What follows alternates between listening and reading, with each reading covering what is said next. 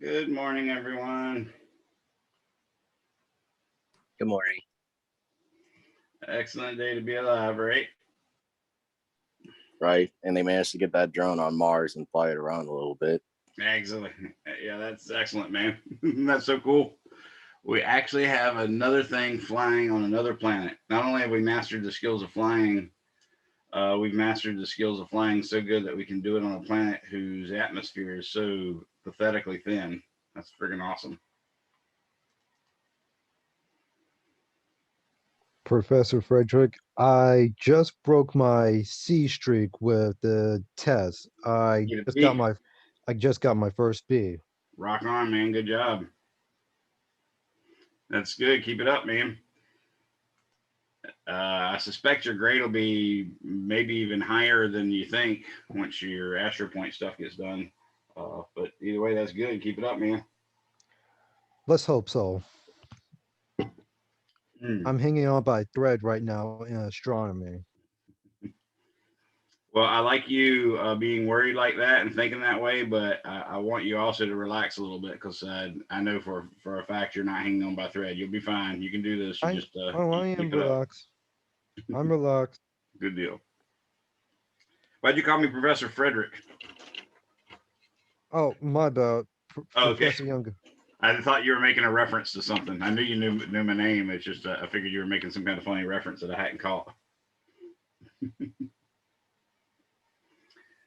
I've been watching Buffy the Vampire Slayer, so now I've got all these pop culture references in my head from which is really the way I talk, anyways, which is why I like the show from the get go. But I guess this 9 people is what's going to show up, so I reckon we should probably get started. Does anyone Wait. have any questions before we do get started? Up, Amy's Yeah. here.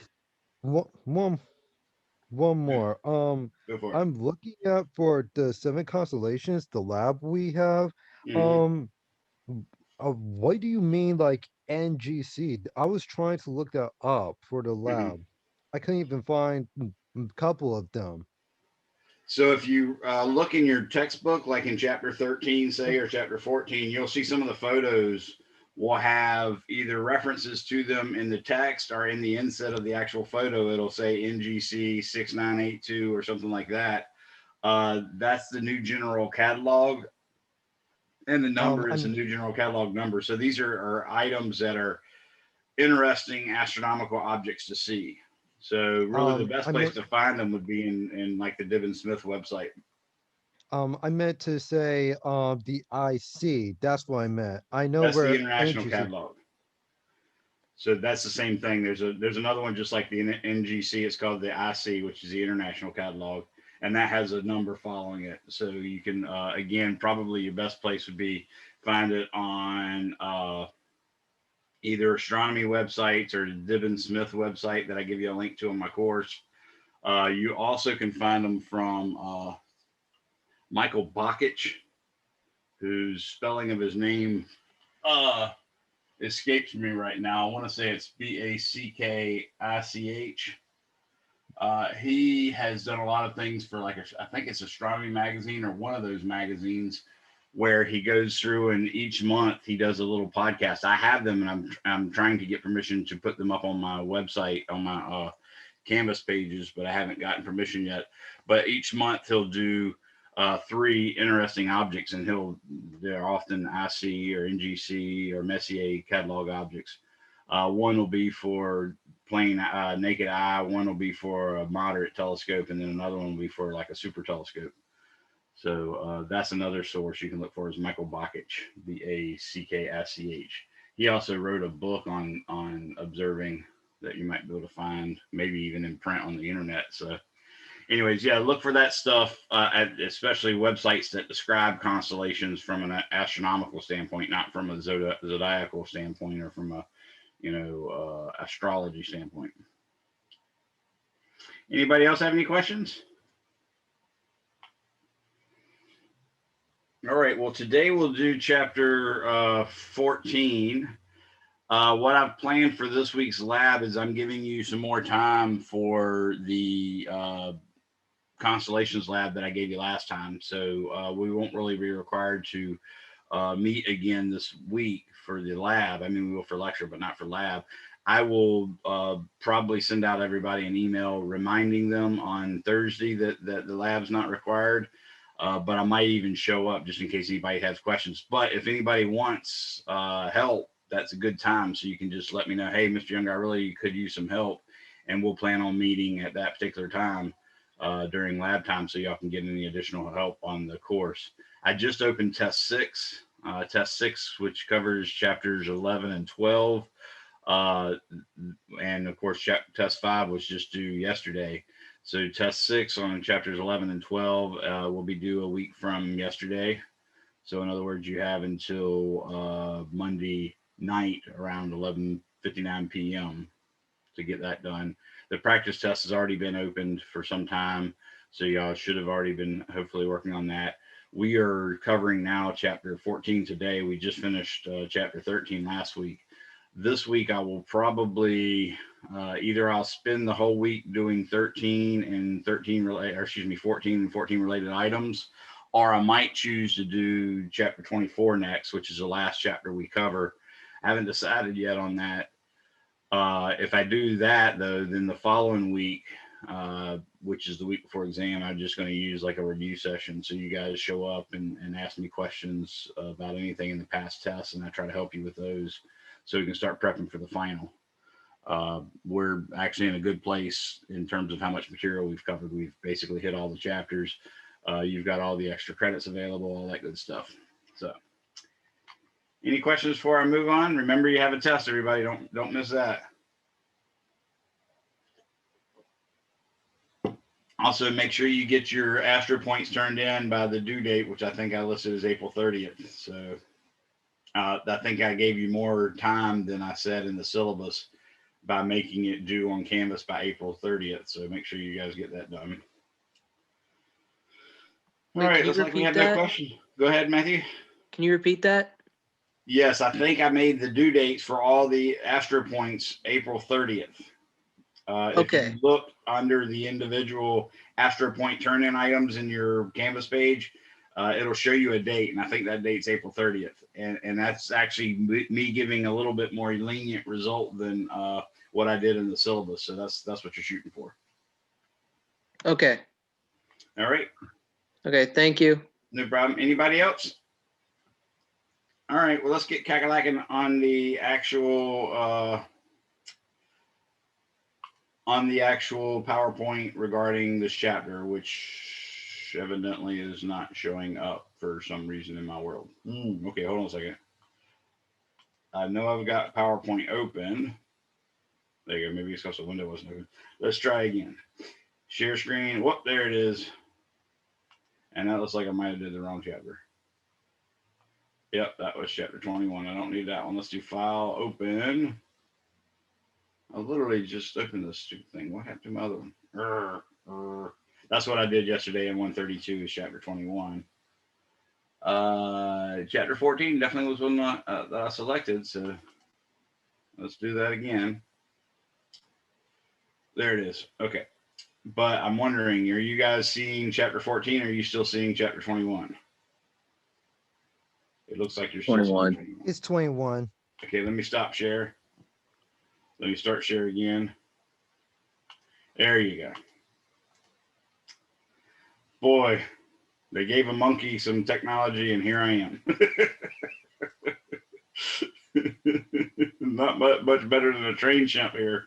It sucks getting old, guys. I swear, I constantly feel like, oh man, what is technology's killing me? And I'm actually like a super tech savvy kind of guy that loves that kind of stuff. Oh well, here we go. Chapter 14.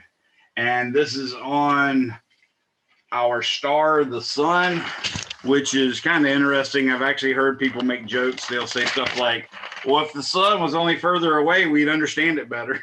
And that's not really that far-fetched, sadly enough.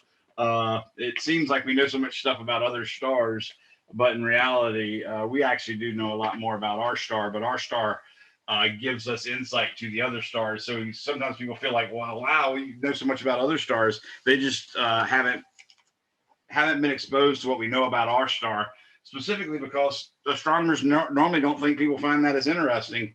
as the stuff about other stars. So it is a misnomer or a wrong idea to suggest that we know more about other stars than we do about our own. So you'll see in this chapter, we actually know a buttload about our star. And the learning goals for this chapter, which is why I'm dragging my feet. The learning goals for this chapter are: 1, describe the balance between the forces that determine the structure of the sun. Okay, so there ends up this is not unlike the global circulation models that we use that people generally call climate models. They're not climate models; they're global circulation models, and they really are models to discuss how parcels of air circulate amongst the planet or over the atmosphere of our planet, and they break up the planet in layers, and then they break up each layer into individual parcels, and then anywhere 2 layers interact, there's equations that say, hey, basically, hey, if you lose mass from this parcel, it must go through one of the bordering parcels and therefore fill into the other one. Same thing with energy. And then they have all these equilibrium conditions set up that are basically just the laws of physics. And the same thing happens with the sun. We actually divide it up into layers, and we basically use differential equations to show what part of or to make certain facts about the layers true. And then we set all them up and we solve them simultaneously, and literally they'll have thousands to tens of thousands of layers in the sun. They can. I don't think they necessarily have to, but they can do that. And then they solve the system of equations, and it gives back data like the density, the temperature of each particular layer. And from that, you can also glean such things. Well, the temperature here is this high, so we can actually have fusing of hydrogen and helium. The temperature here is this high, so we could actually have fusing of carbon into silicon, stuff like that, or oxygen or whatever. So that's really what these models are like, but they are very much like climate models. And I want you to think in terms of that because of how successful we are with these models, just like we're just as successful with the climate models, which are, again, like I said, global circulation models. Learning goal 2 is explain how mass is converted to energy in the sun's core and how long the sun will take to use up its fuel. So we're going to learn about the proton-proton chain, and I will express to you the most relevant parts so you won't feel, sort of inundated with this huge amount of data that you've got to memorize. It's not like that at all. It's just a fundamental idea that I think you'll understand once I tell you what's important. You'll get a better idea of it. Learning goal 3 is to sketch a physical model of the sun's interior and list the ways that energy moves outward from the sun's core toward its surface. So we're going to basically do like you do with the Earth, where you have the inner core, the outer core, the crust, the mantle, all that good stuff. We're going to do that with the sun, and you'll find, basically there's a core, there's a radiative zone, there's a convection zone, a photosphere, coronosphere, a chromosphere, all that's are a corona as opposed to a coronosphere. Learning goal 4 is describe how observations of solar neutrinos and seismic vibrations on the surface of the sun test astronomers' models of the sun. So I'm trying to do like I've done this entire course, which is important for sciences. This is not dogma. I'm not going to give you a list of facts and say, these are facts, just suck it up and learn it. These are not only the facts that we've gleaned from the data. I'm going to tell you about the data, tell you about the experiments that were run so that you'll better understand it. And then finally, learning goal 5, describe the solar activity cycles of 11 and 20 years and explain how those cycles are related to the sun's changing magnetic field. So we are going to make sense of sunspots and the solar cycle and all that good stuff. Anybody have any questions before we get started? All right, well, this sounds good. I'm going to minimize my big ugly head on this slide so I can see the whole slide. Here is a really cool photograph of our sun. It actually is the photograph that opens up the chapter in your textbook. It's in the ultraviolet, so this is a UV photo. Basically, the brightest spots on this are the spots that are emitting radiation in the ultraviolet. So that gives you an idea. Remember, great excess undermines various industries' Marxism rules.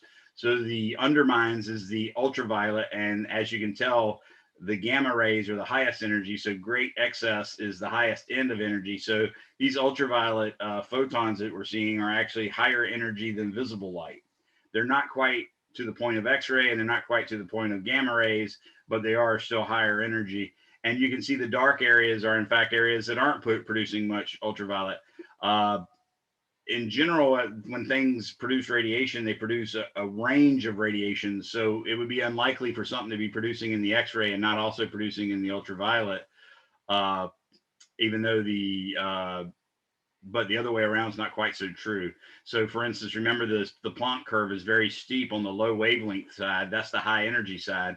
So when you have something peaking in the ultraviolet, you don't expect there to be much overfill into the X-ray, but you do expect there to be a buttload in the visible. Similarly, when you go to the X-ray, something peaking in the X-ray, you don't expect much gamma rays to be coming out, but you do expect a buttload of ultraviolet. So that's sort of what you're seeing here. So when you see really dark areas, chances are those dark areas are could be, for instance, much higher radiation, or excuse me, a little higher radiation to much higher radiation, or they could be much, much lower energy radiation. Solar balance, solar energy production, solar energy transmission, and solar atmospheric activity. Those are the big things we're talking about here. So it turns out, for instance, when we go to model our sun, we set up equilibrium conditions. And anywhere that equilibrium doesn't establish itself, for instance, if you have the pressure on the outside pushing in being greater than the pressure on the inside pushing out, then you have things sinking. And if you have pressure on the inside pushing out greater than the pressure on the outside pushing in, then you have things rising. So that, when you find that's not the case, then you've got convection type cycles, because convection, of course, takes the hot objects from the deeper in the core or deeper in the radiative zone of our sun, and they get heated. That causes the stuff to actually lift because it expands upon getting warmer. When it expands, it becomes less dense, so it floats to the top. Then it gives off its energy at the top, which makes it become cooler. And since it's cooler, it becomes more dense, and then it sinks back down to the bottom. That's really what convection is. So we're going to hit all these things. We're going to hit solar balance, which is, like I said, what I talked about, the hydrostatic equilibrium. We're going to talk about solar energy production. That's going on in the core of our sun. Solar energy transmission. How is that energy actually getting out? And solar atmospheric activity. That's the things that we see on the photosphere and the chromosphere and in the corona. There's a few mysteries that come up about our sun, so keep an eye on that. That's kind of cool. I'm a person that basically was excited by math and science by the oddities, not necessarily by the mundane everyday science, but by the mundane everyday mathematics of 2x plus 3x equals 5x. I was excited, for instance, when I found out that 0.999 going on for infinity is actually definitively the number 1. That was something that interested me about mathematics. Same thing with science stuff, where there's an anomaly, where there's some confusion, something that seems counterintuitive. That's what interests me. Hence, I'm interested in quantum and more specifically general and special relativity. So that's what I'm going to try to show you guys as well, just in case other people are like me. So first off, hydrostatic equilibrium. The sun's massive. One thing you need to know about the sun is it's about 333,000 times as massive as the Earth. So it's about 1/3 of a million times heavier than the Earth. It's about 104, 109, I can't remember the exact number, times the diameter of the Earth's diameter. So it's really huge. And in this case, it's a G2V star as well, which we mentioned before. Remember, O, B, A, fine girl, kiss me. G is the spectral class, and it's actually G2. Remember, G0 is the hottest of the Gs, G1 is the second hottest, and G2 is the third hottest. So it's the third highest temperature among the G stars. And I mean in the third truncheon, not really the third highest, ranking them or anything. And it's a V star, which means that's its luminosity class, and that means it's a main sequence star. So massive objects have gravity, and of course, that's a really bad way of saying it, but what they're trying to tell you is that gravity pulls on objects with mass. And the greater the mass, the greater the force. And what you see is when you have a very, very heavy star, okay, the deeper you go, the more mass you have above it. Well, that's true for all stars, of course, but when you get to really heavy stars, then those pressures can become huge. And that's really why high mass stars have entirely different behaviors than low mass stars, because, oh, I say entirely, almost entirely different behaviors. They have a different end cycle and so on and so forth. But the star doesn't collapse. And the reason why that's so is because inside of here, inside of this particular part, the core, that core temperature is over 10 million Kelvin. At 10 million Kelvin, basically the average random kinetic energy, or the translational velocities of the particles in that core, is so high that it has enough energy that it can force two protons to bump into each other in some sense. Remember, two protons are like charges, and like charges repel. And the force of repulsion is called the Coulomb force, and it's like 1 with 24 zeros after it, times stronger than gravity. So you really have to have a high speed to overcome that energy barrier. And that's exactly what the 10 million Kelvin provides. When that happens, you can actually get two protons running into each other. It turns out one proton will spontaneously become a neutron, and out, to conserve charge, out will pop a positron, which is a antiparticle of an electron that has exactly the same charge as the proton, i.e. the opposite of the electron, but it is essentially an electron in every other way. It's an antiparticle, though, and a solar neutrino, which is required as well. But that radiation that's being put out, that radiation forms a pressure on its own, and that pressure keeps gravity at bay. So that's why the sun doesn't collapse. You've constantly got this pressure pushing out that's counteracting the pressure pushing in, and that pressure pushing in is due to gravity. That pressure pushing out is due to radiation. If you ever hit a hiccup where you can't produce radiation in the core, then sure enough, that gravity pressure is going to outweigh or get larger than the radiation pressure, and that will cause the core, which is generally what produces the pressure outward, they'll cause it to collapse and get smaller. If you're lucky enough, then that collapse will get so small that the temperature will rise enough that the next level of fusion can occur, and that occurs at around 100 million Kelvin. So that's sort of, you can start to see now why the difference in the low mass stars versus high mass stars. If the mass is above a certain point, then the pressure will be above a certain point, and that pressure being above a certain point will cause the core to collapse down below a certain point. And if that certain point is low enough that the temperature reaches 10 million Kelvin, then boom, we have another layer of, or another cycle of fusion that can occur. If its mass is too low to do that, then we're not going to have another layer, and that's an entirely different end of life than the case where we're fusing hydrogen, or excuse me, carbon at the end. So that's, you know, getting to why the mass is different. As I said, the pressure of the gas inside the sun pushes against gravity. This occurs at each point in the sun, and it's called hydrostatic equilibrium. Outward pressure equals inward force of gravity. Deeper into the sun, more material is pushing down, which means gravity increases. So the deeper you go, the higher the pressure is. Not unlike the deeper you go in the ocean, the higher the pressure is. Only this pressure is way, way, way, way, way higher than the pressures at the bottom of our ocean.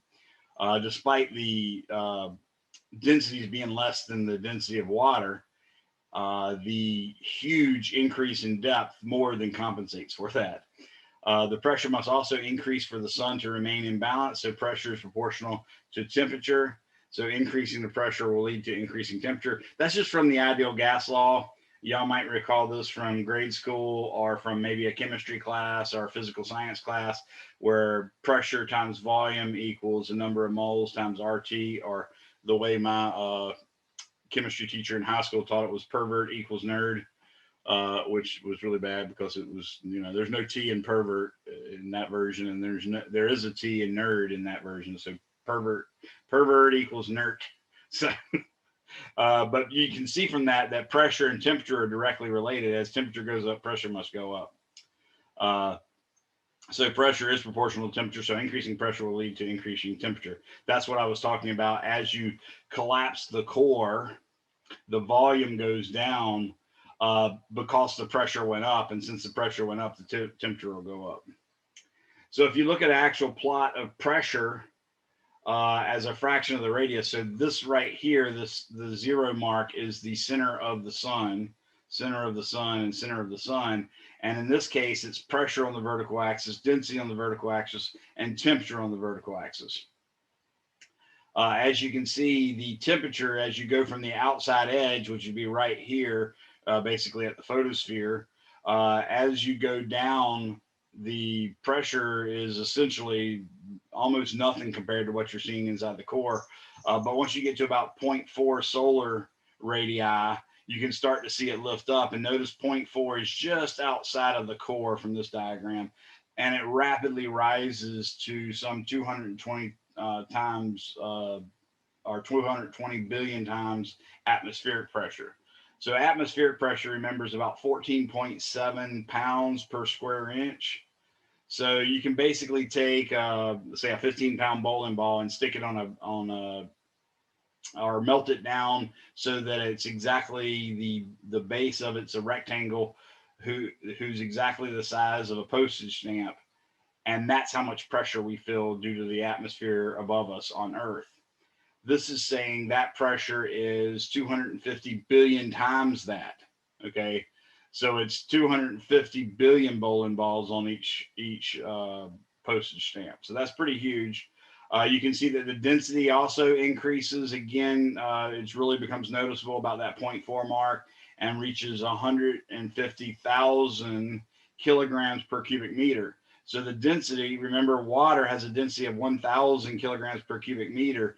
This has 150 times that much density at the core. So it's actually 150 times more dense than water even at the core. Now, of course, that's different. It's because it's a gas and the gas has been compressed. It's under high pressure, so the density gets really high. Out here, the vast majority of it is well under, the density of water. And in fact, the ultimate density of the sun is higher than the density of water, but it's pretty amazing that we get 150 times the density of water at the core. The temperature, on the other hand, you can notice it does reach that 10 million Kelvin, which is key. So you can see around 0.2, actually a little bit less than 0.2, it reaches that 10 million Kelvin mark.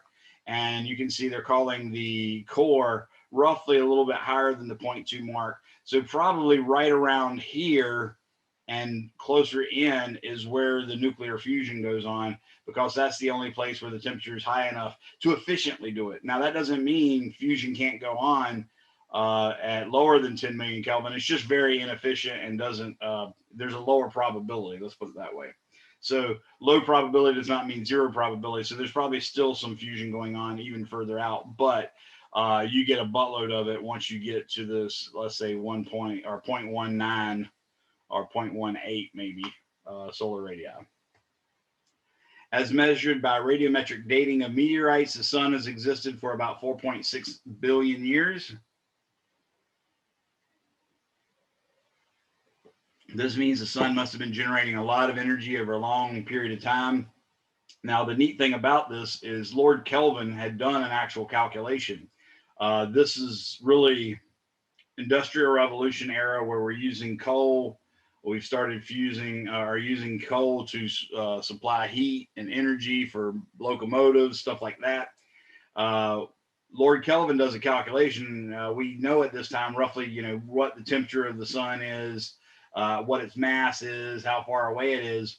And the best source of fuel that we knew of at the time was coal. So he imagined the sun being a ball of coal, and he did a calculation and found out that the sun being a ball of coal should allow it to burn for about 50,000 years, but it would indeed die out after 50,000 years.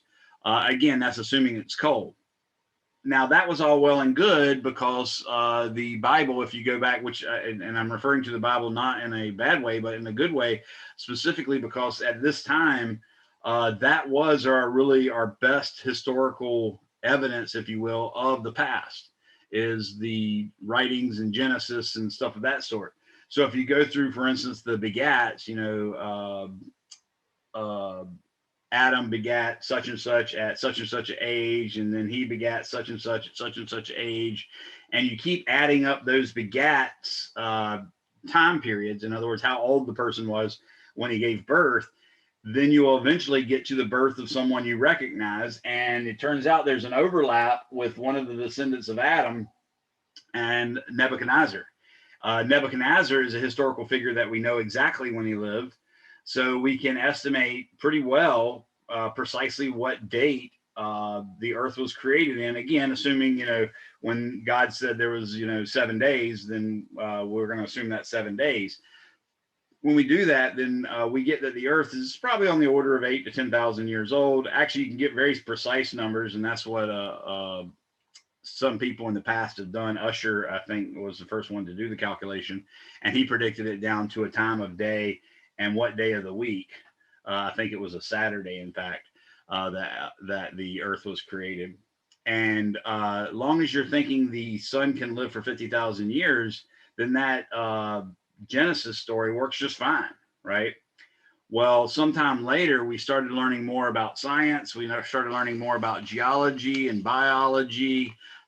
Plate tectonics was coming into play. And I literally read a textbook from the 1950s, astronomy textbook, that sort of laughingly said, even if you believe in the theory of plate tectonics, so just as recently as the 1950s, plate tectonics was being laughed at. We now know that that's fact. But those things all coming to light, as well as the idea that species change over time, all of those things were pointing to the earth being literally hundreds of thousands, and some thought that it might even be millions of years old. We now know, for instance, that the earth is about 4.6 billion years old, roughly 4.5 if you want to count the time that it wasn't solid, if you want to count the time that it was solid instead. So something like that. So when we do that, that leaves a big question: what the crap is the sun made out of? Because it literally lasted that long. Coal cannot explain it. Well, in comes Einstein in that famous 1905 year, where he, as I told you, published probably 4 or 5 different things, all of which could have won him the Nobel Prize. One of which did, special relativity being one of them. An appendix he sent in the next day. After sending in his special relativity paper, which is really called On the Electrodynamics of Moving Bodies. Anyways, he sent the next day and said, oh, by the way, I've discovered this neat little thing, and it's the most famous equation that anybody probably in America or on Earth, period, has ever heard of. Anybody want to guess what equation that is? Pi equals mc squared. Exactly. That's E equals mc squared. And that equation is the actual answer to the question that Kelvin tried to answer. That equation is the answer to how the sun burns. It turns out that when you force 4 protons together, they will create a system that's bound together of 2 protons and 2 neutrons. That's called an alpha particle. It also happens to be the nucleus of a helium atom, whereas the 4 protons were each nuclei of the hydrogen atoms. And that mass is actually less than the mass that the 4 protons had. If you take that difference in mass and multiply it by c squared, then a good fraction of that energy from E equals mc squared goes to the radiation that comes out of our sun. Some of it goes to creating neutrinos and positrons, and then the rest, positrons, and so on and so forth. But that's where the energy comes from to create our sun. So also in that year 1905, Einstein explained how the sun worked, basically, which is pretty friggin' impressive. That also happens to be the same science that allowed us to create the atomic bomb and the hydrogen bomb, which are markedly different, by the way. The first ones we experimented with were the atomic bombs, and then later we figured out how to do the hydrogen bomb, which is more like the core of our sun. So one's fusion and the other one's fission. The first one was fission, and the second ones were fusion. So once we had that, then we could make some sense out of it. So all the sun's energy is created by nuclear fusion, and it's happening deep inside the sun's center. The energy being created inside and the energy being radiated outside into space must also be balanced to keep the sun stable for such a long time. So they're telling you by doing this, all the different equations. They're not giving them to you because it's really not that relevant. If you look up Seed's book, Foundations of Astronomy, he actually gives you the hydrostatic equations. So if you really want to know more about it, look in one of those books, or actually look on a book of solar astronomy. and you can model those things. But really, at the end of the day, you just need to know that there's certain equations that have to be satisfied, or the laws of physics are screwing up. And when you apply all those, it's very, very hard to find a solution that fits all of them simultaneously. That's why we have that crisp little line going across the Hertzsprung-Russell diagram that tells us these are the solutions of those equations. And that's just what we call the main sequence stars. Those are the ones that satisfy those equations. All the other ones are when that equation start to fall or start to fail, excuse me. So nuclear fusion, one way you can look, and this is kind of neat, by the way, they're showing you a little bit here, but like charges repel and unlike charges attract.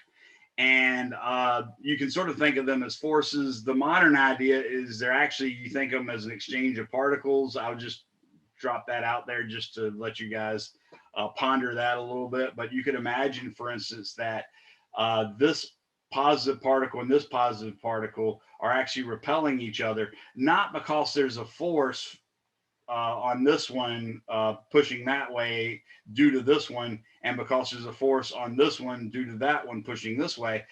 But imagine this particle shooting little photons at that particle, and when that particle hits them, it recoils because the photons were so energetic that forces it to move off in a different direction. And then this proton shoots one this way, and this one does the same thing, departing that way. That really is the modern idea of, say, the strong nuclear force and the Coulomb force. In this case, we're talking about the Coulomb force.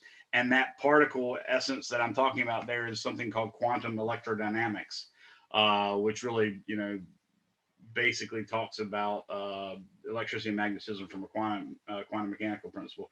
You don't really need to know that, but I like to bring up those interesting things. So the nucleus of an atom, as you know, is protons and neutrons, and then the electrons orbit it.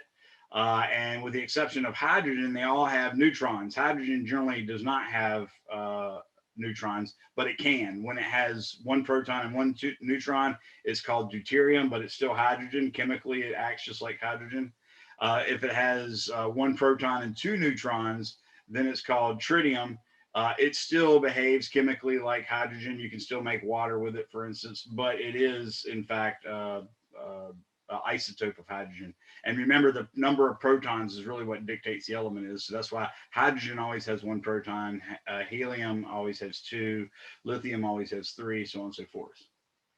So if you're trying to actually force, say, two protons together, eventually what can happen is you can actually force two protons together. And obviously, for the protons to stick together, there must be another force that we're not familiar with yet, because so far the forces we know are gravity and the Coulomb are the electric force. Well, the electric force, as I've told you, is anywhere from 1 with 24 zeros after its time stronger than gravity to maybe even 1 with 44 zeros after time stronger than gravity, however you choose to calculate it. So how could you possibly force two protons to stay next to each other? Well, since those are the two forces we know of, then neither of those can be doing it, because one forces it away and the other one, though attractive, is way too weak to do it. So you're automatically forced with the conclusion that there's another force. That force is called the strong nuclear force. It was originally just a nuclear force, but later we learned there's a weaker version, so we had to call it the strong nuclear force. The strong nuclear force is quite a bit stronger than the electric force, and it is the strongest force in existence.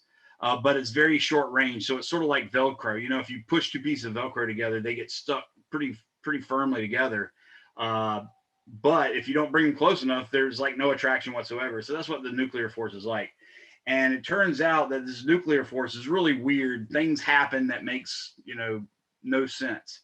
So when you force this proton and proton together by going faster and faster and faster until they actually overcome this barrier, what will happen is the protons will ram into each other, and one of the protons will spontaneously turn into a neutron. Now, in order for conservation of charge, we had a charge of +2, one proton plus another proton is a charge of +2. Now we have a charge of just +1 because it's one proton and one neutron. So to conserve charge, we got to spit out a charge of +1. And that's done by creating a positron, which is, as I said, the antiparticle of the electron that has the same charge as a proton, but it's really is a behaving like an electron. Its mass and everything else is like a proton. I mean, like an electron. But it also turns out that positrons aren't created without the creation of a neutrino as well. So a neutrino and a positron is created, and this is part of the energy from that E equals mc squared that we got when we took the difference in mass, in this case, of 2 protons versus a proton and a neutron. Some of that energy goes into the kinetic energy of the positron, some of that goes into the kinetic energy of the neutrino, but then other parts of it go into mc squared for the neutrino and mc squared for the positron. So that's the first step of what we call the proton-proton chain, which is really the fusion that goes on inside of low mass stars mostly. When you get to higher mass stars, a different reaction that's actually faster but way more complicated occurs. So the strong nuclear force can overcome the push of the electrical force, and it can bind the protons.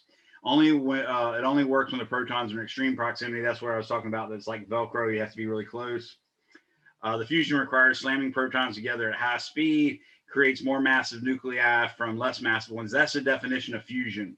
If you've ever heard of spinal fusion, that's a surgery where you take 2 vertebrae where the intervertebral discs are compromised in some way. So there's this little cushiony disc in there that's not doing its job, and it makes your back really painful.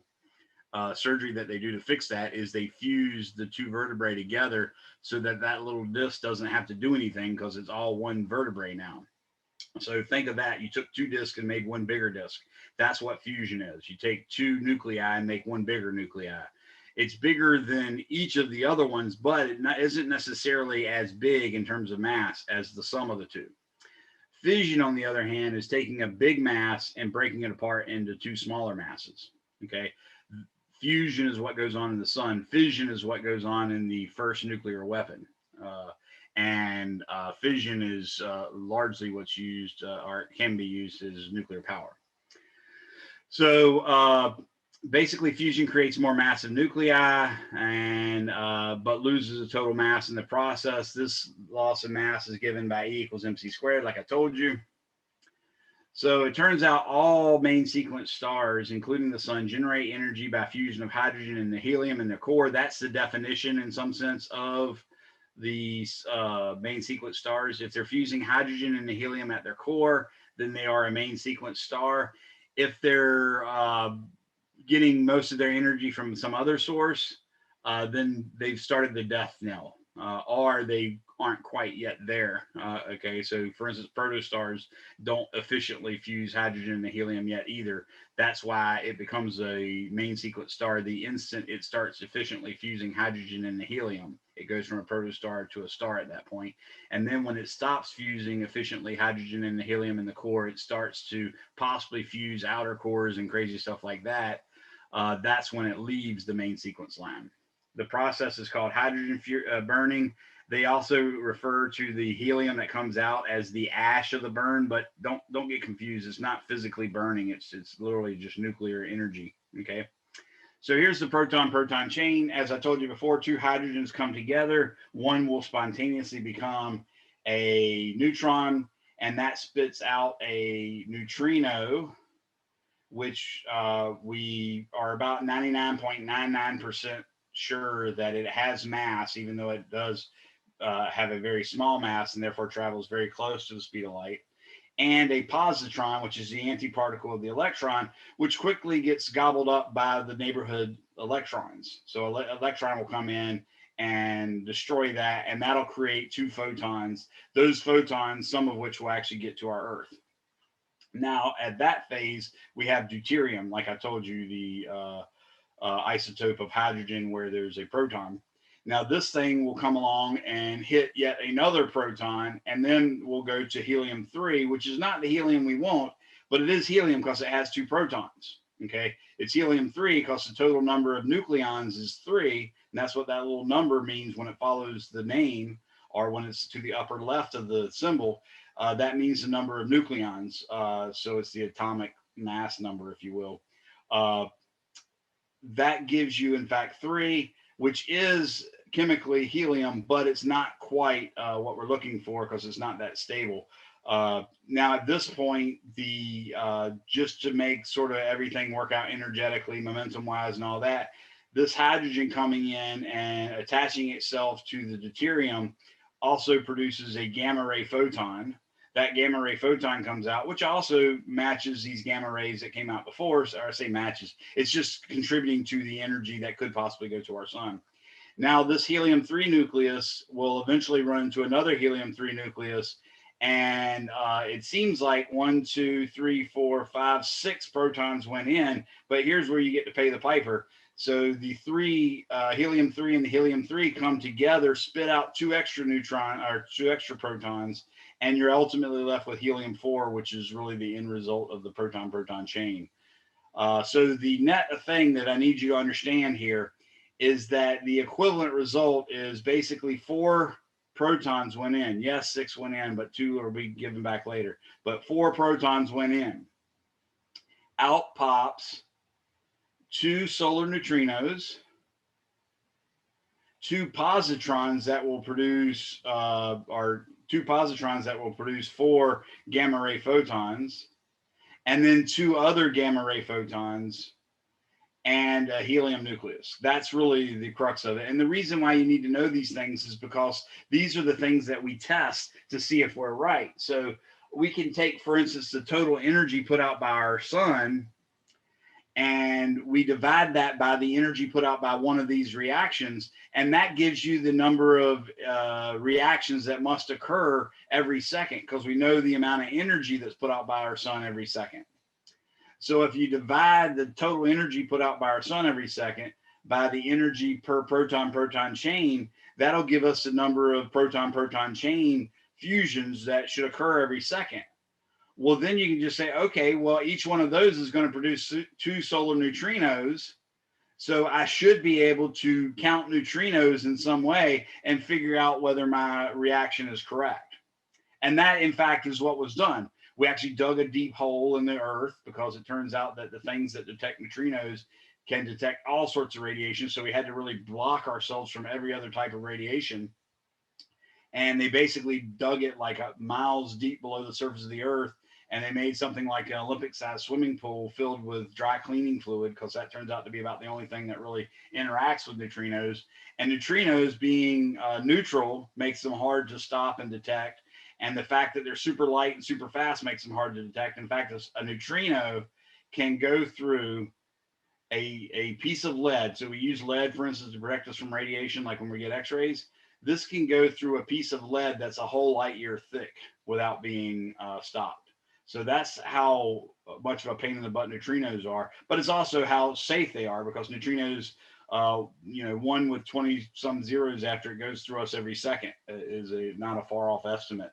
So if they were causing problems, they could cause a lot of problems, because they happen a lot. So we made basically like an Olympic-sized swimming pool. It's a tank, but it's basically the volume's comparable to an Olympic-sized swimming pool. And we filled it up with dry cleaning fluid, and we tried to detect these neutrinos. And we knew, based on the small number of directions that is directly at that little tank versus the huge number of directions that these neutrinos could be sent out at, we knew exactly what fraction of those neutrinos we get, and therefore we calculated that we get 3 solar neutrinos a day from this, monumentally expensive device that we built. So they did do that, and when they built it, lo and behold, they only got 1 per day.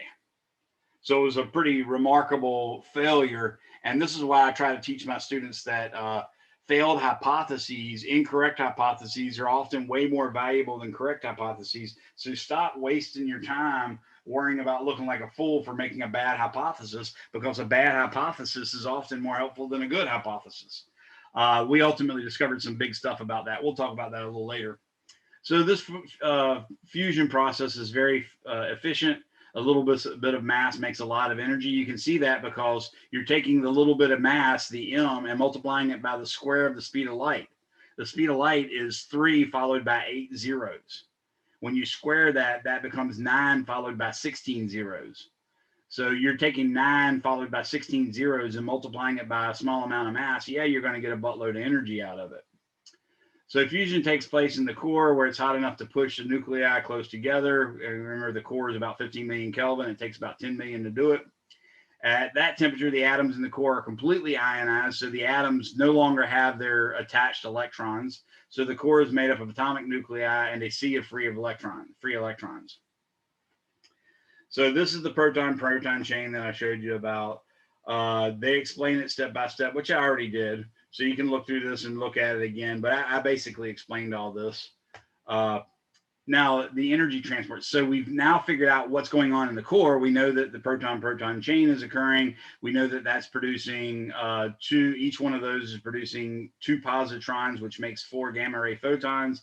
We also know it's producing 2 neutrinos. And we also know that it's producing 2 other gamma ray photons. How does that energy get out to us? Well, first it has to go through something called the radiative zone. And the radiative zone is basically, again, it's a non-equilibrium situation in many ways. And the particles are moving super, super fast in there. So that despite the fact that the energy is being carried by photons which travel at the speed of light, they reflect back and forth so much. It's like a cosmic Plinko game. Those of you who've ever watched The Price is Right know that you drop a little puck down on a board and it runs into all these little nails that bounce it back up left and up right and down and all that stuff. So it ends up taking a lot longer time to fall a distance. In this case, it takes on the order of 100,000 years for a single photon to get from here to here. That distance is really, really small. We're talking light seconds, less than light seconds. So it should really have no problem making it here, but instead it takes 10,000 or 100,000 years or more. So it goes through that radiative zone. Once it finally gets there, that energy is delivered to the underside of the convective zone. That heats up a parcel of gas, basically. Since it's heated, it expands, just like, when you heat metal, it gets longer. Or when you get too hot in your bed, you spread your arms and legs to cool off. The same thing happens with matter. It spreads, it becomes less dense. Since it's less dense, it then floats up to the top like this. It gives off its energy, which makes it cold again. So it denses up. In other words, it becomes more dense and sinks back down to the bottom, and the process repeats itself.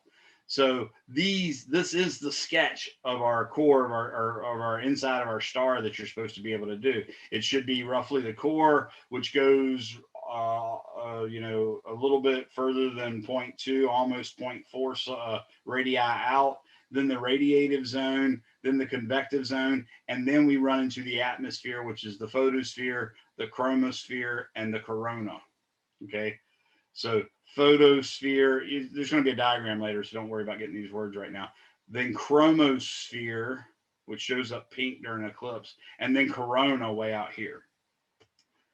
Okay, so this is the radiative zone. You can see that basically that hotter region causes way more collisions, and it's not unlike hitting a beach ball where it's going to bounce back and forth several times. Another way of thinking about it is that the radiative zone has a high opacity. You can think of 2 types of projectors. You can talk about overhead projectors, which are transparent. So you'd have this little clear piece of acetate and your teacher would write on it and the light would shine through it, hit a little prism and send it out to the wall.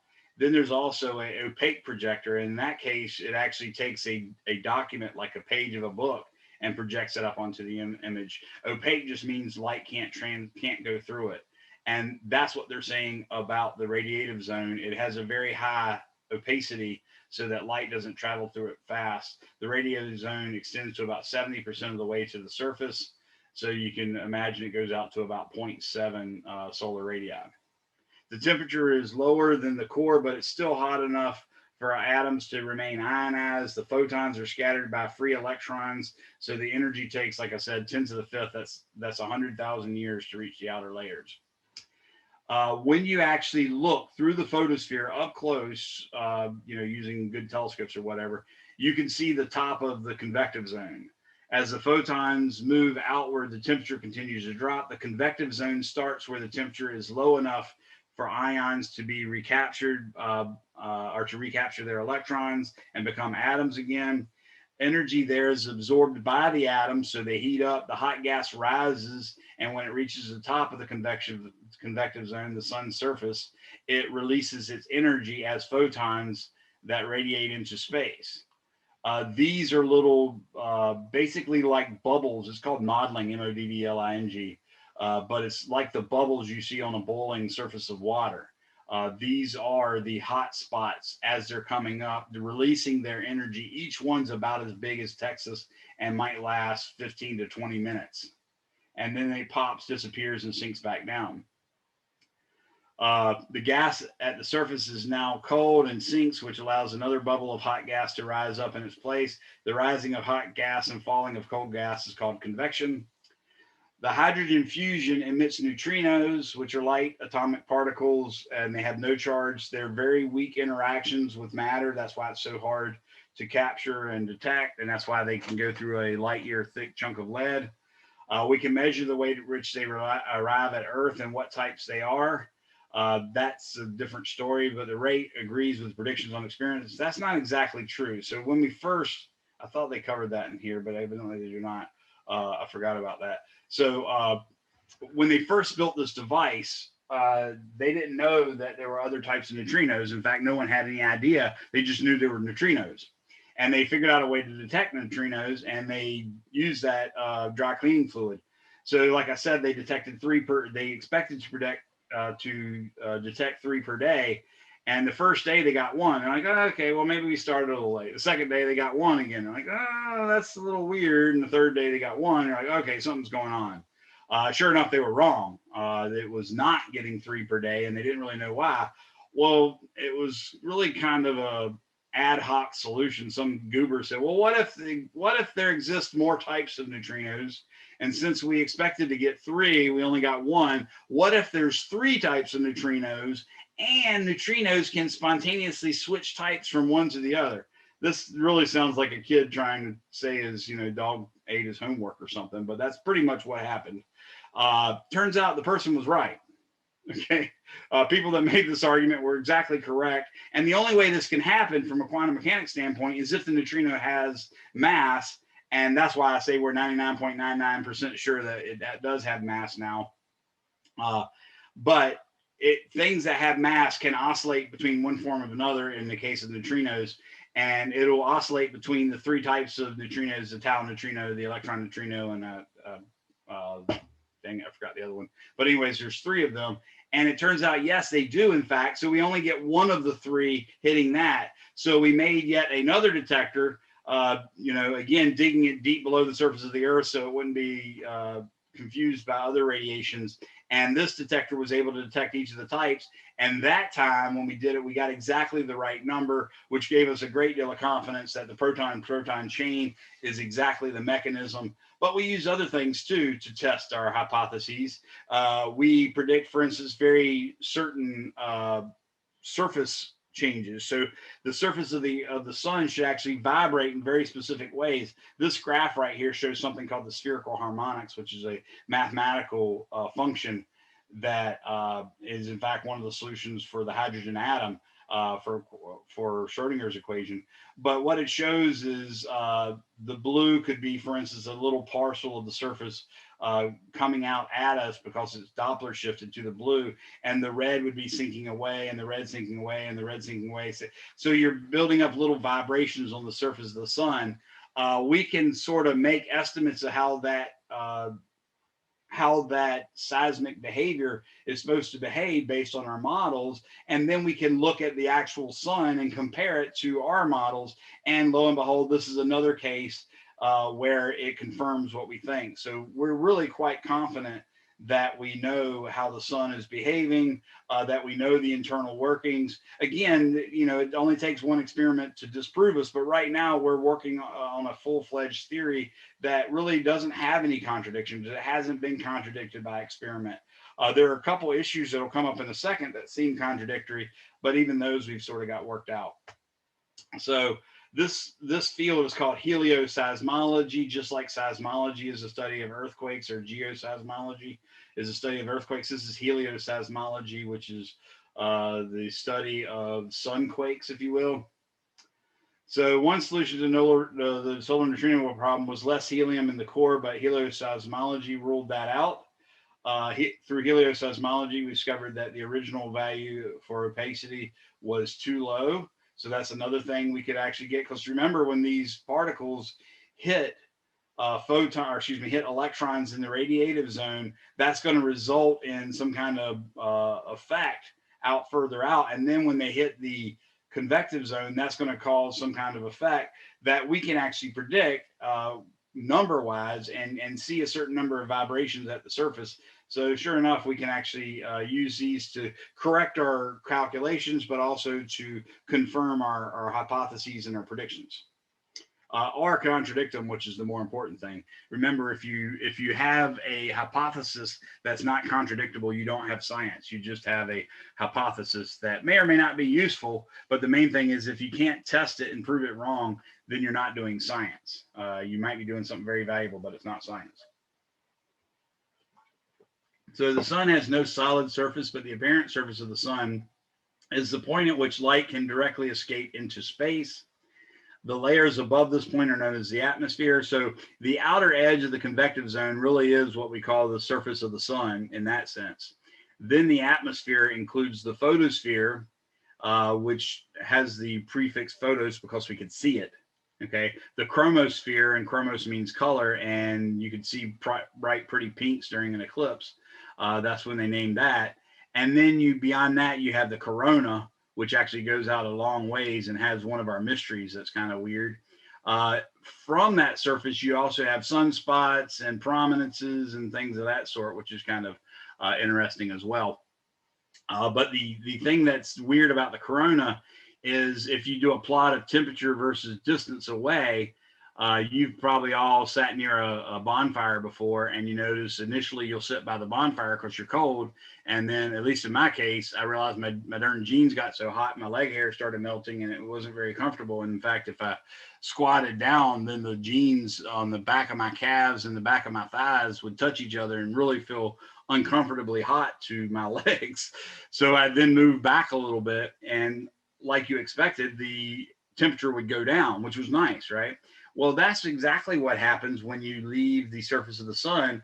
The temperature starts to go down, and then all of a sudden it starts to climb back up. And in fact, when it gets out here in the corona, it actually reaches 1,000,000 Kelvin. That's hotter than the surface of the sun. The surface of the sun is only like 5,280 Kelvin. The corona gets around 1,000,000 Kelvin. So that was, quote unquote, one of the mysteries. We think we've got it worked out pretty well. And I'll explain that a little bit later. So we can observe these layers directly. Here's a plot of density versus height above the surface of the Earth. In other words, above the outer edge of the convective zone. So the photosphere is about 700 kilometers, a little bit more, a little bit less thick. Then the chromosphere goes from about the 700 kilometer to the 2,000 mark roughly. So that's about 1,300 kilometers. And then the corona goes from basically 2,100 or so up and goes on for quite a long ways. Here's a plot of the temperature. Notice within the photosphere, things are behaving like they're supposed to. The temperature is going down, down, down, down, down. Then we get to the chromosphere and it bumps up a little bit, and then it levels off. And then we get to the inner edge of the corona, it takes off. I mean, it reaches a really, really high value, 100,000, couple 100,000, until ultimately out here it even gets to 1,000,000 Kelvin. So you can see that the densities drop off. That's a key, by the way. The chromosphere has a much, much lower density than the photosphere, but then the corona has a much, much lower density even than the chromosphere. And that's part of the key to our answer of why the corona can actually get quite a bit hotter than 1,000,000, or can reach 1,000,000 Kelvin. The sun is limb darkened. So what we mean by that is if you look near its edge, it gets darker. It's dimmer near its edge because near its edge, we see the sun at a steep angle, and so do not see deeply into its atmosphere. In other words, we're looking along its atmosphere instead of through its atmosphere, which we go this way. We're going perpendicular to the image and looking deep into that. And the fact that that's a fairly thin little thing tells us the photosphere is kind of thin. That limb darkening is really what gives us the idea of how thin the photosphere is. Because we look through less material at the edges, the sun appears darker. This is a spectrum of our sun. Every one of those lines we've more or less accounted for. And it tells us all the elements, 70 some elements that were present in our nebula cloud that ultimately resulted in our solar system. And that's a very important thing. By knowing that, we can see roughly, because the sun is made of what the nebular cloud was made of, that can tell us roughly what the nebular cloud was. And in fact, whether stars had died before us, because remember, if we were a first generation nebular cloud, then we'd only have hydrogen and helium, maybe trace amounts of lithium, beryllium, and boron in that, really, really trace amounts, maybe not even detectable. But we obviously have 70 elements, which means at least one generation of stars has died and supplied us with these elements heavier than hydrogen, helium, lithium, beryllium, and boron, and in fact includes iron, which is the death knell of the high mass stars. So this is the spectrum of the sun. It tells us a lot of cool stuff. Here's the chromosphere above the photosphere, where you can see the actual prominences coming out beyond the photosphere. Notice that all these things look like loops. Whenever you see something look loopy, a physicist immediately thinks you need to see little loops there. We immediately think magnetism, and that's because Maxwell's equations say that the divergence is 0, which means it shouldn't be radiating straight outward, but it says the curl, and these, I'm not trying to make you look up these words. They just sound to me exactly like what I'm trying to describe. So I'm thinking they might do the same to you. You probably have a sense of what divergence means, something leaving a spot. They have very little ability to just leave a spot in a straight line, but their curl, which is the ability to wrap around the spot, is high, and in fact is related to things. So you expect lines of magnetism to be closed loops, just like we see the lines around a bar magnet are closed loops. So when we see closed loops like this, as a physicist or possibly engineers as well, we immediately think magnetism, and that turns out to be very important. The magnetism of the earth is, or excuse me, of the sun, is a very big part of the stuff that we see. The higher temperature, it has a higher temperature at the chromosphere than the photosphere. It gives off a reddish emission line spectrum, which means it's mostly hydrogen. The red color is what gives the name chromosphere to this region, because the term means place where the color comes from. Chromos is where the color comes from. Corona, above the chromosphere is the corona, and you can see it here. Notice the radiative or divergent process that you're seeing here. So this tells me these are electromagnetic radiation shooting out. I don't see a lot of loops. I'm not thinking magnetism now. I'm thinking electricity and radiation. The temperature inversion is a weird thing. It basically gets hotter as it goes further away, and it can reach temperatures as high as 2 million Kelvin. Because it's that temperature, you know, Wien's law and the stuff on, or excuse me, and E equals hc over lambda, or E equals hf, tells us that around that temperature, you're going to actually get X-rays. So the wavelength has to be super small. Not quite gamma rays, but X-rays. So we actually get X-ray emissions from the corona. It can extend for several solar radii. So this is the solar radius. You can go out to here. That's one radii. This goes out several. So you might suspect the corona probably goes maybe out as farther even than this, and that's the case.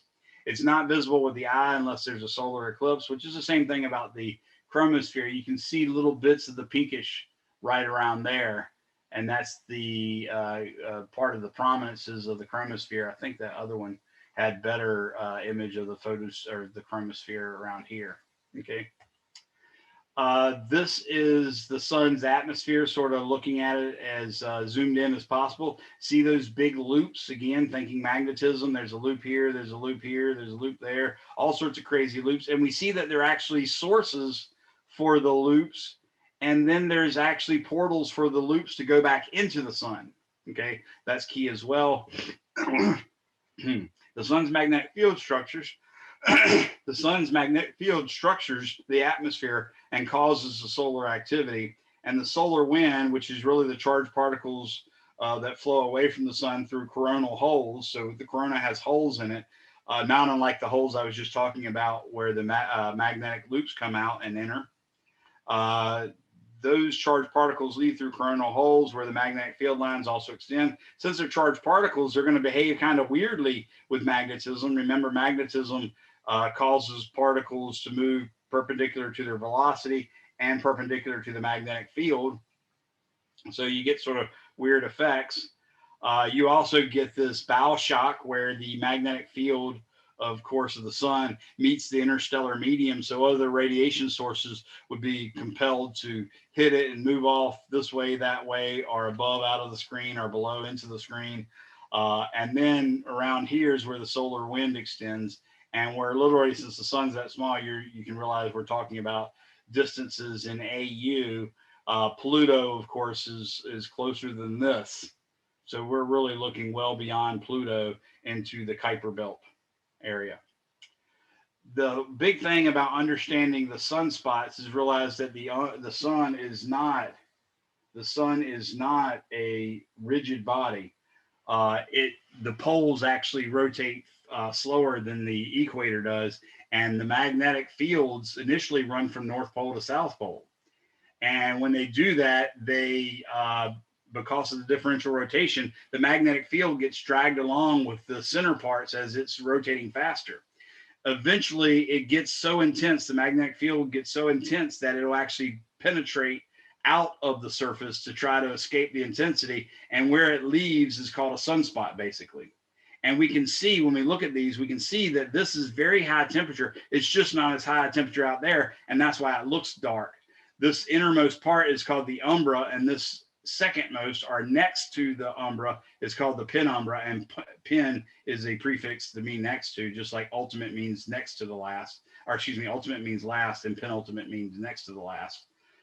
So sunspots are darker areas where basically the magnetic field pops out. We know that by the Zeeman effect when we see spectral lines that happen to land on a sunspot. We'll see it separate into multiple lines, which is called the Zeeman effect. That was what gave us the evidence that it was magnetic.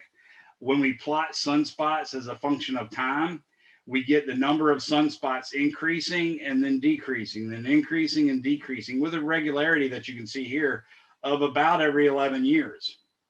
Not only that, we see that they start off in the beginning, when they start to increase, they start off at high latitudes and slowly work towards lower latitudes as the 11-year cycle continues.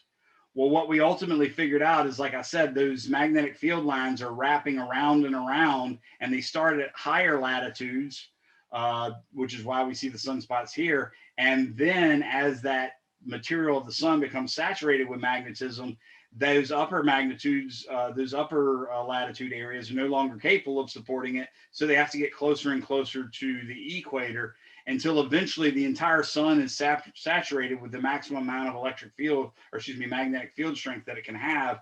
And the basically the magnetic field of the sun reverses. The North Pole becomes the South Pole, the South Pole becomes the North Pole. And then the process starts over, but now with the South Pole south and the North Pole north, or vice versa. And you can even tell that from the origin points of the sunspots. You know, one side will be North Pole, the other side will be South Pole. But in the next cycle, those same sunspots looking in exactly the same location would be South Pole, North Pole. 1 minute so the left. Cycles, thank you, man. So the cycle is really a 22-year cycle, not a 11-year cycle. But it appears as an 11-year cycle. From 1645 to 1715, we did have a periodic, really long-lasting, low amount of sunspots. That was called the Maunder minimum. It was accompanied with, in fact, a cold spell, or almost an ice age, basically. So these things do affect the Earth in many, many ways. They can disrupt electricity, so on and so forth. The corona that I talked about being high temperature, that also is a magnetic field effect. It turns out that magnetic field reaching out that far tends to set particles, charged particles in the outer corona, which are actually orbiting the sun. It sets them in motion and increases their net velocity. And since it's so low density, the likelihood of them running into things to slow down is very low. So it ends up just getting faster and faster and faster. And the definition of temperature is what is the average translational kinetic energy of the atoms or molecules or particles in the area. So yeah, the temperature of the corona really is on the order of millions of Kelvin, but that's because they've been cyclically increasing in speed with no way to decreasing it. But just like you stick your arm in a 700-degree oven, it doesn't burn your arm unless you touch one of the metals. And that's because, or one of the metal surfaces or something. And that's because inside of there, the air is not a very good conductor because of its low density. Well, the same thing's true about the corona. The low density means you're not going to really be harmed by it. But there is X-ray radiation and, of course, high temperatures. The sunspots do come in pairs, like I said. One is where the magnetic field leaves. The other one's where the magnetic field enters. Eventually, the magnetic field, even outside, will pop, and one of them will be able to disappear. And that's really it. So here's, you can see some prominences, solar flares, coronal mass ejections. They correlate with sunspot positions. We've seen the effects that the solar wind and the sunspots and prominences have on our weather in outer space. They can affect our power grid. They can mess up our satellites. They can give us brilliant aurora, all sorts of cool stuff like that. So we've actually are done now. We've done chapter 14. We've covered it in its entirety. Again, I'm not sure whether I'll cover chapter 24 next or not. We've done 14, and the next chapter in your textbook, if you notice, is actually chapter 24. So I might cover that next time. I would go ahead and start reading it if I was you, just in case. It's better to have read the material before I cover it. But time's up. You guys are completely free to go. But I'm also here if anybody has any questions. Sorry I ran you over about 1 minute. Professor Younger, Yes, once sir. again, I've seen some of those old questions. Well, the old questions from the different tests were on chapters 9 and 10 when I took it Sunday. Right. So, well, that test was supposed to be 9 and 10. The next one's supposed to be 11 and 12. It But is. yeah, all your tests are comprehensive. So they're expecting you to know the past stuff. And I actually make the practice test that way too. If you take enough of the practice test, you'll see that it covers chapters 1 through 8 as well. Okay. And that's always going to be the way. Same thing with the final. Okay, I think I'll Google for IC for the constellations as well. Yeah, do that, or just Google the constellation and use the Wikipedia page. And usually the Wikipedia page will tell you some of the things that are interesting that you can find in IC or Messier or NGC. Not everything will necessarily have each of the three in it. I suspect they all do, but Yeah. you'll probably have a hard time finding one of each of the things in all the constellations. Yeah, So not the main thing is everything. get three objects or so. Yeah, not everything has stuff for the constellations. Right. Okay, see ya. All right. See you, Tyler. Amanda, Jamie, Matthew, anybody have questions? No, I'm fine. Have a All very right. nice day, sir. You too. I hope you enjoyed today's lecture. I did. Thank you, sir. You're welcome. See you. Jamie, it's just you and me. You have any questions, or are you not there? All right. I'm going to assume you're gone. Have a good one.